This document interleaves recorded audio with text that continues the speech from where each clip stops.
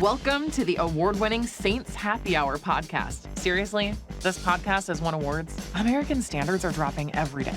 The show features Ralph, the best host in the world, who can barely pronounce his own name, much less anyone else's. Marcus Marquez Callaway. Dave is that dude who loves taking bathroom breaks. He's mad about almost anything, so make sure to lower your volume when he speaks. Put that freaking clown meme back up that I made. Jesus Christ. Andrew has sources, watches tapes, and knows football. He rarely shows up on time and wants to commit crimes to help the Saints win. Sean Payton would have done illegal things. Don't tell me I'm wrong, because you know it's true. Oh, and there's also Kevin, who is great at doing mock drafts, but struggles to actually watch Saints games or have a functioning relationship. Budrich wants to know how the doctor's doing. That ended. Anyway, grab a drink, sit back, and enjoy the insanity. All right, everybody, welcome to another edition of Saints Happy Hour podcast. We're on the YouTubes today. Thanks for joining us. Smash that like button, smash that subscribe button, support the show. Go to saintshappyhour.com, become a patron, and become an annual patron. Get 2 months for free. John, Clark, and Marsha all did it this week. Thanks, guys, for supporting the show. They became annual patrons, Thomas. They're going to get the Saints season survival mug shipped out courtesy of my wife. You should support the program. You get access to the Discord. It's amazing. We're creating amazing things here. Saints 2023 is going to be awesome. You should join our party. We're having a blast. And we'd love to have you.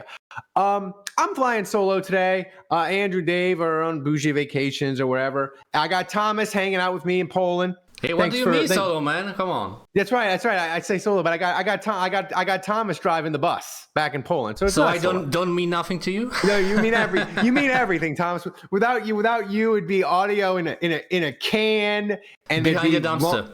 Behind the dumpster, long dead spots of audio. Without you, it would all fall apart. So phone quality. That's right. So today, I'm going to do a mailbag. But before we get to the mailbag, I want to talk about the Saints signed tight end Jesse James, known for being with the Steelers, the Lions, and a couple other teams. But I really like this signing for the Saints because Jesse James just gives them a third veteran body at tight end. Juwan Johnson, Foster Moreau, Jesse James. And hopefully, Fish guy is gone. Kevin's UDFA son, Lucas Kroll, he's going to struggle to make the roster. But I like this move because here's the thing. With veteran depth, I like that Saints, they have veteran depth of guys that have played in the NFL. Because here's the thing.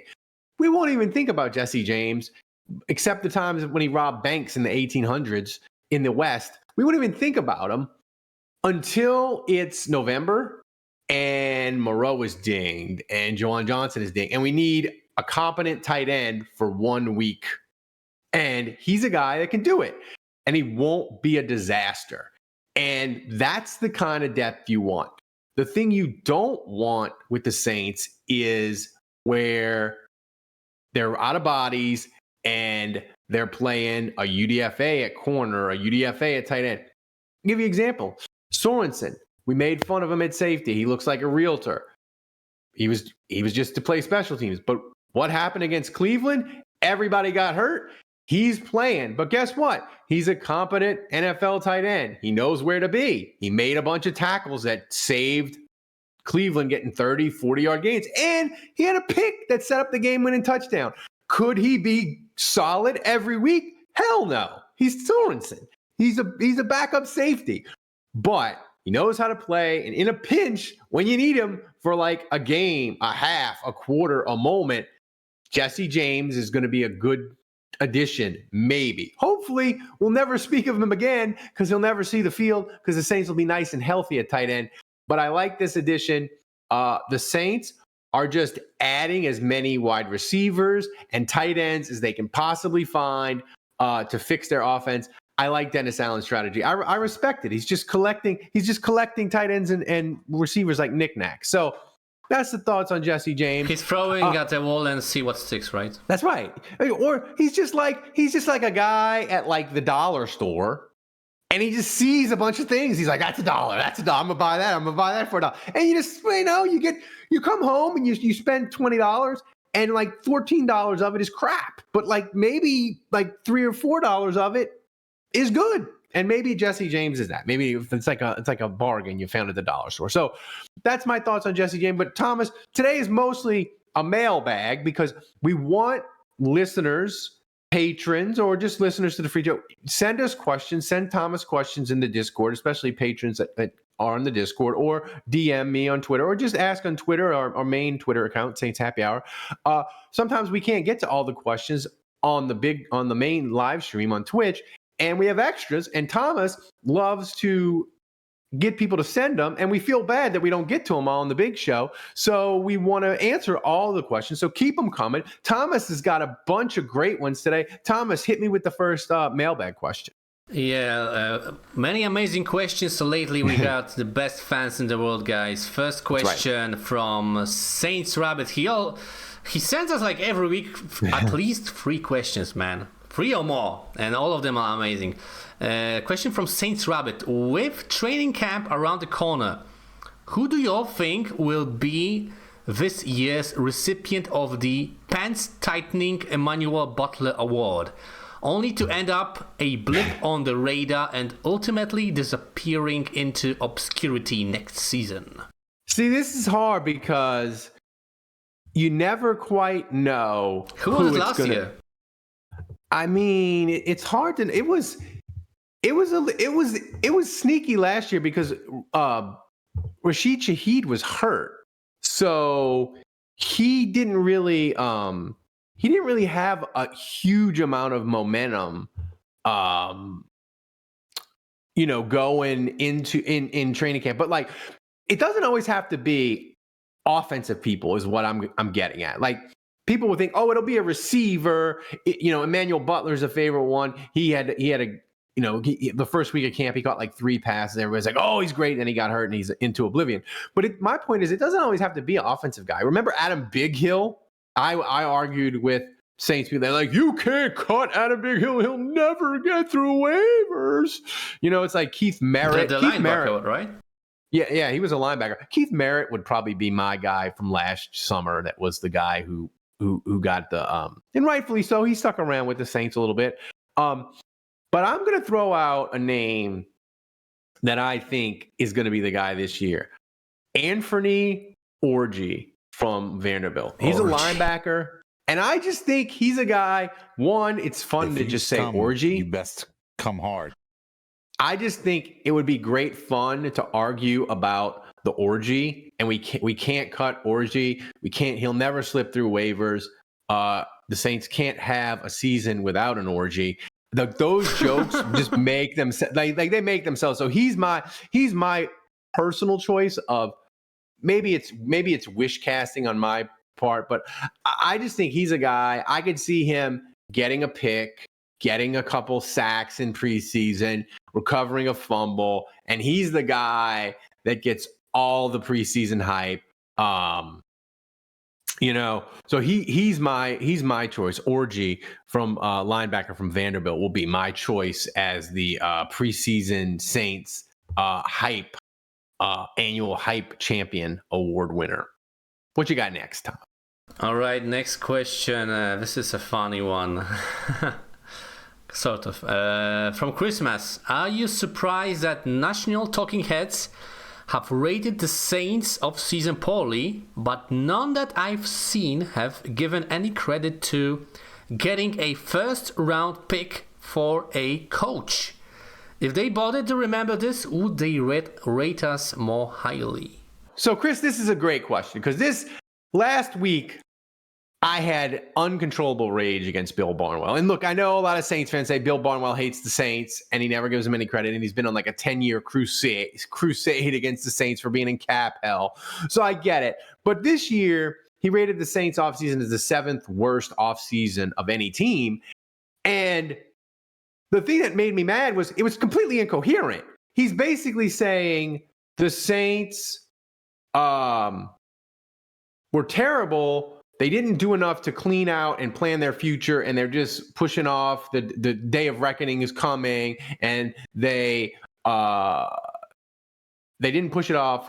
And he complains they didn't push it off, but they got rid of Marcus Davenport. They got rid of Onyemata. And they rebuilt the defensive line. But Barnwell also criticized him. He's like, the draft is no guarantee of success to fix their defensive line. Barnwell, you have been criticizing the Saints for years for trading up, and the draft is the almighty solution to fixing a team. You trade down, you get picks. And he's saying, the draft is no guarantee of success, which is true. The draft is 50-50. But pick a lane, my guy.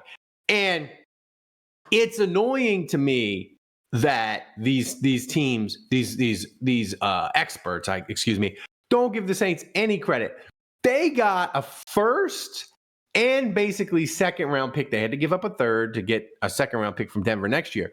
But they got a first round pick for Sean Payton, which they didn't have, and a coach that didn't want to be here. They turned him into an asset.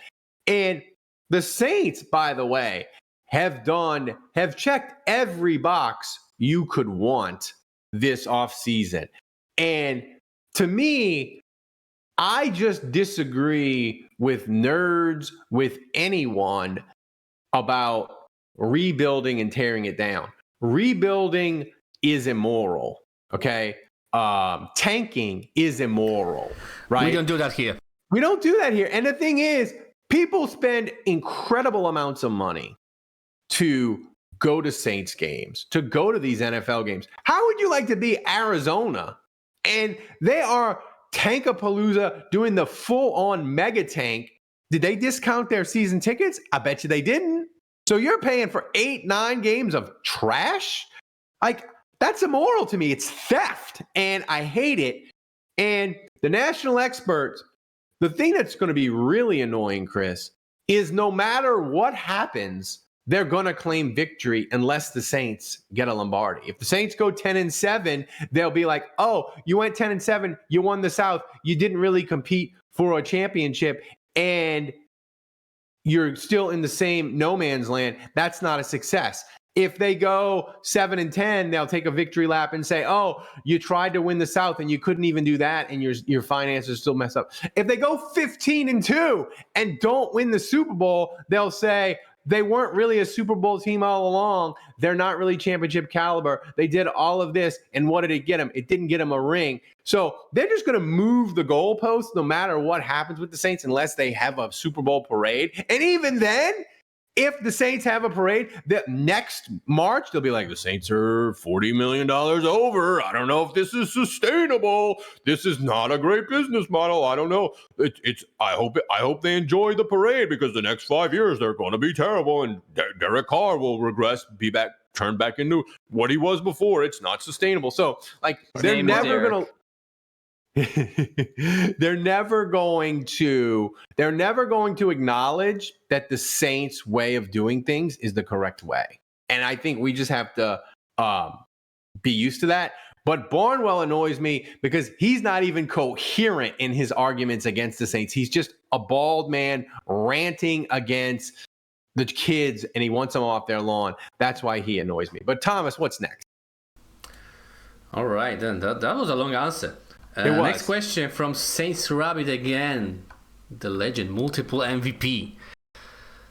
He asks, is the addition of Jamaal Williams enough to bring the fun back to the Saints locker room? And if not, what more do the Saints need to do to get the party going again besides wins? You can't. Here's the thing.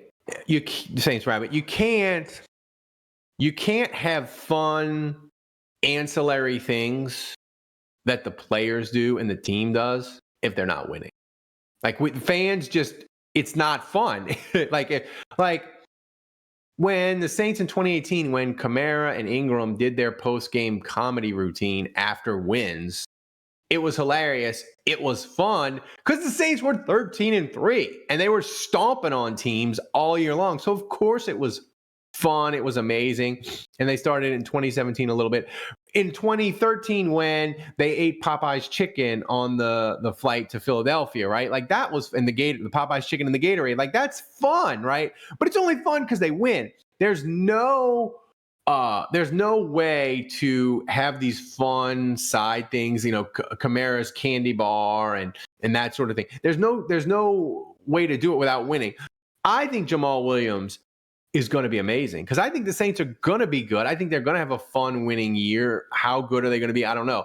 But he's going to bring back the fun. He's already doing it. He's got the Pokemon visor, which is freaking amazing. He's wearing that. Anime, not Pokemon. Anime. It's not Pokemon. It wasn't. I don't think so. No, it wasn't a specific Pokemon, but it's anime. So he's big in anime. He's fun. So if he's just doing his normal thing that he did with Detroit, where he's getting goal line carries, scoring 1 and 2 yard touchdowns, and the Saints are winning, like that's going to be tremendous fun.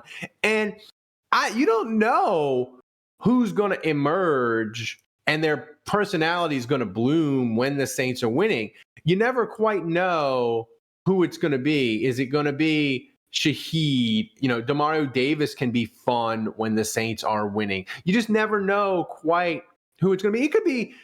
It could be Kendra Miller. It could be one of these rookies where you're like, oh, Brissy has got this bubbling great personality and he's really good on the Saints defense. And now I want to hear him in the postgame because he just had 4 tackles for losses and scooped up a fumble. And he does these crazy fun things after Saints win. So you never know who it's going to be. But Saints Rabbit, it will emerge if they win, because the one thing that Dennis Allen has done is he's his own guy. He's not Sean Payton, and I think he grew into being himself. But the one thing that Dennis Allen hasn't done is he hasn't sort of changed the dynamic of the locker room, where if the Saints win, the fun's going to be back in that locker room because they have the same veteran guys, and the Saints just have that culture of, hey, when we win, work hard, but be yourself and party after the game. Something will emerge if the Saints win double-digit games. We just don't know who it is. Jamaal Williams is going to be a New Orleans treasure if the Saints win. He's going to lead the party, though. What you got next, Thomas? All right, final question of the mailbag from your boy Alan. He asks, Jake Haener is on the cover of the Saints Sexy Pose calendar. What other Saints are in the calendar with him? I think you go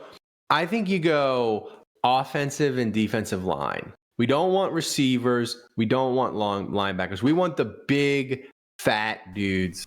And I think you do it like Baywatch, and you have like Jake Haener. You have the offensive line like hold him up.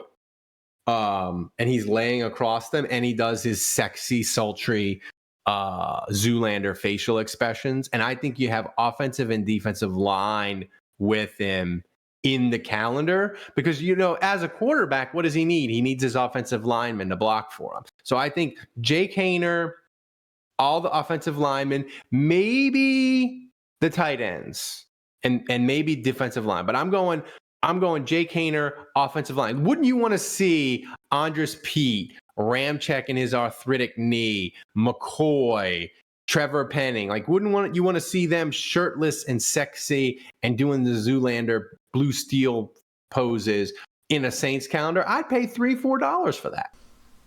Maybe that's what they assigned Jesse James, man. That's right. That's why they need him.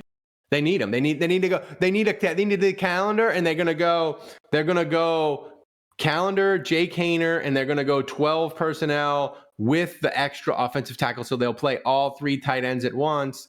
That gives you 8, 9. Then you only need like 2. Maybe you get a fullback too, and you got Jamaal Williams for anime purposes. We have to have him in our Saints sexy pose calendar. I think Jamaal Williams would be down for the he could dress in anime and do sexy poses. So that's my answer. Haener plus the offensive line is the way to go. So guys, that's the mailbag. Thanks for sending in the question. If you're in the Discord, send them to Thomas. He will collect them. But if you aren't a patron, become a patron. That's one of the best features of the Saints Happy Hour community is our Discord, where you talk Saints. Everybody's friendly. We hang out with each other. You don't have to worry about the crud of social media. It's amazing. SaintsHappyHour.com. Go there, sign up, do it. It'll be the best Saints money you spend all year. So thanks to Thomas for running the show back in Poland, joining me on the mailbag. Thanks to everybody for supporting the show. And until next time, the bar is closed.